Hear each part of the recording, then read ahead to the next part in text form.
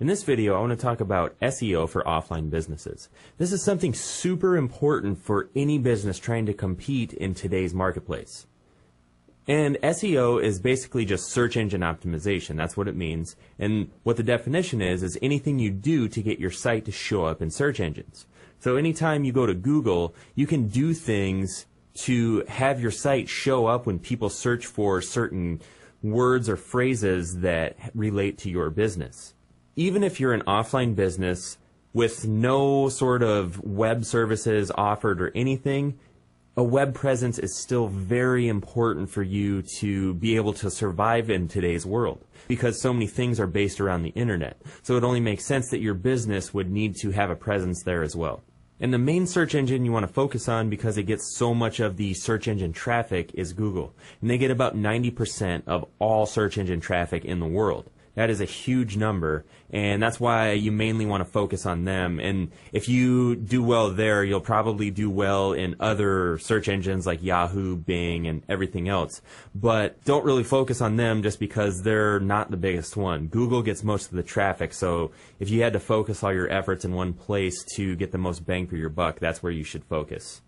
Ranking high in Google can get you tons of new leads, and leads from places you might not have thought of. And as I mentioned before, this is very important to being relevant in today's marketplace because so many people are online searching for things.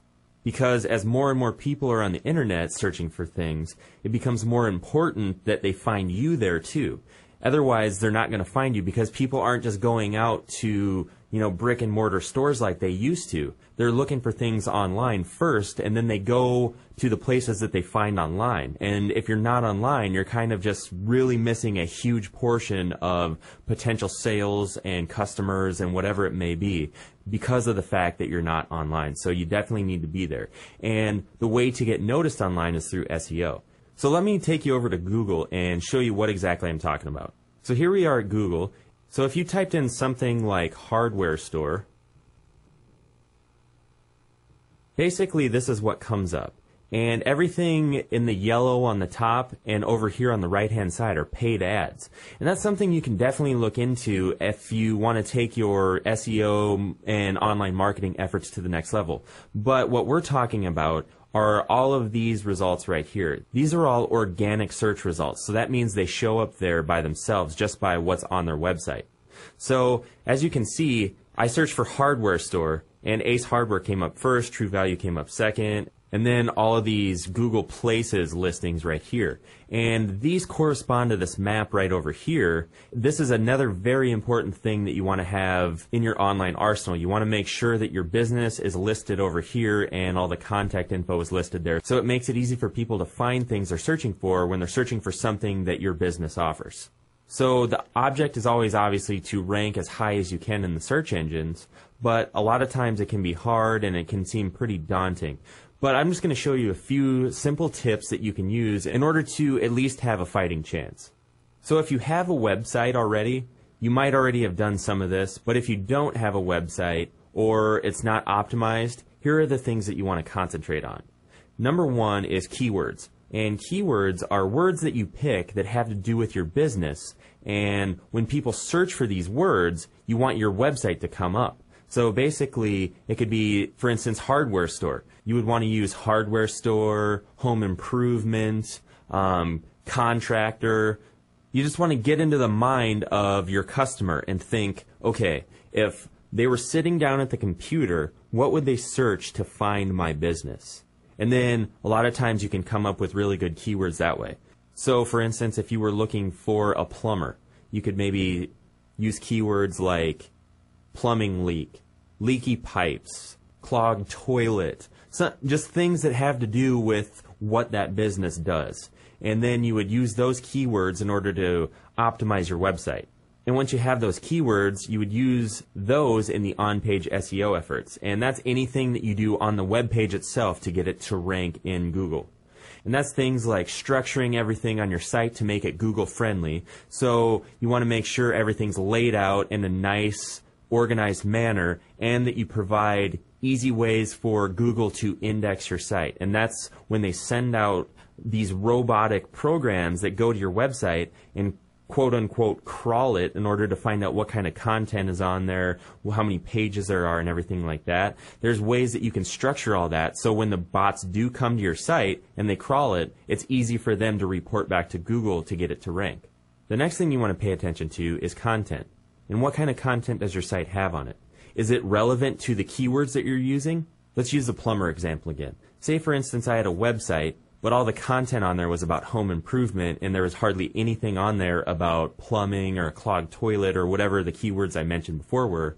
Basically, that wouldn't be relevant to the keywords I was going for, and I would either need to choose new keywords or start structuring the content geared towards those keywords and having to do with clogged toilets, leaky pipes, or plumbing repair, whatever it may be. You just want to use those keywords in the content that you have on your site, so when the bots see the content you have there, they'll be like, oh, well, the keywords that he's trying to rank for and that are in his site match and are relevant to each other, so this is a good site.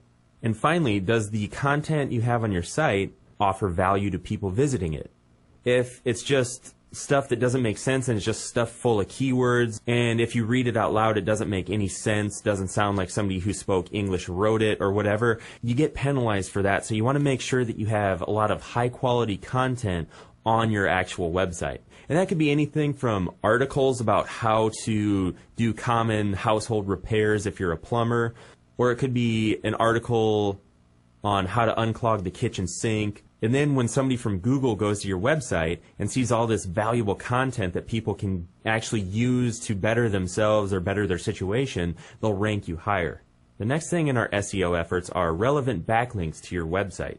And basically what a backlink is it's a link from somebody else's website back to your site.